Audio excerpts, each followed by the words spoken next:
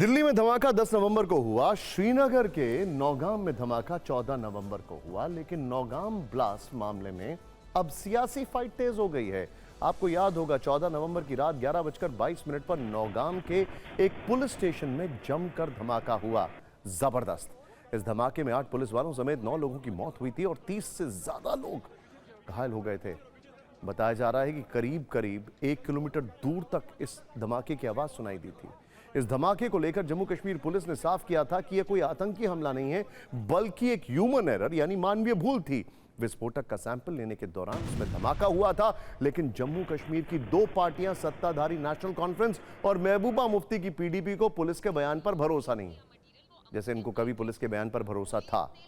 खैर, दोनों ही पार्टियों ने नौगाम धमाके पर सवाल उठाए हैं। महबूबा मुफ्ती की बेटी इल्तिजा मुफ्ती का कहना है ये पॉलिटिक्स में नई आई हैं। खैर, नौगाम के थाने में जो अमोनियम नाइट्रेट रखा था उसमें तब तक ब्लास्ट नहीं हो सकता जब तक कि कोई विस्फोटक ना मिलाया जाए या फिर उसके डेटोनेटर का होना जरूरी है।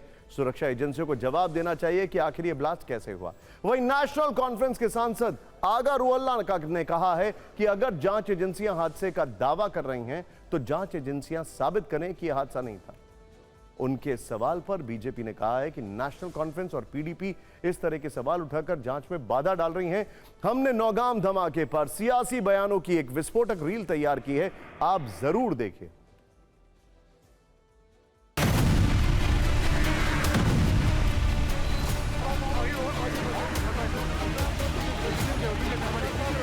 देखिए, इनने जो सीज किया मटेरियल वो अमोनियम नाइट्रेट था।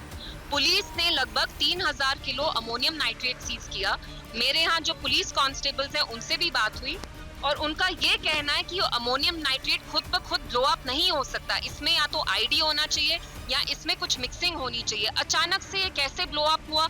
अगर ये कहते हैं कि एक एक्सीडेंट था, ये पहले ये साबित करे कि ये एक्सीडेंट था, एक्सीडेंट के अलावा कुछ नहीं था। अगर ये एक्सीडेंट था जो ये कहते हैं, तो इन घर वालों के साथ सबसे बड़ा इंसाफ वही होगा जो लैप्सेस इसमें हुए हैं और जिनकी वजह से, जिनकी नाअहली से या गैर जिम्मेदारी से वो लैप्सेस हुए हैं, उनको अकाउंटेबल बनाया जाए और आगे इस तरह का वाक़या पेश ना हो और उसके लिए इक़दाम उठाए जाए। उमर अब्दुल्ला साहब और फारूक साहब से कहना चाहता हूं कि आप अपने आप को संभालिए, अपनी पार्टी को संभालिए, देश की सिक्योरिटी एजेंसी को अपनी काम करने दीजिए। आप जो इन्वेस्टिगेशन हो रही है उसमें बाधा डालने की कोशिश कीजिए, लेकिन हमने जो तैयार कर लिया इस बार ये आखिरी बार होगा। दहशतगर्दी को मिटा कर ही रहेंगे, एक एक जो आतंकवादी है जहन्नम तक उसको पहुंचाएंगे। अब जो ये कह रहे हैं कि ये एक्सीडेंट नहीं था, उन्हें विस्फोटकों की बड़ी जानकारी है। समझ रहे हैं आप?